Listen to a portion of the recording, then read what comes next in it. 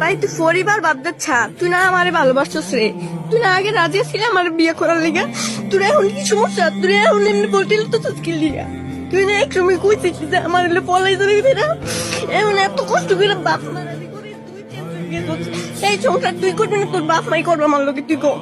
তুই করবি না, তোর আব্বা মাই করবো, এরকম জানি না চাই না, তুই আমার লোকে প্রেম করলি না কি লিগা রে? তুই তো রাজি না,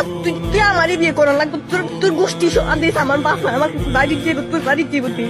তোর গোষ্ঠী তুই আইতো আমার আব্বা আম্মাই যদি যায়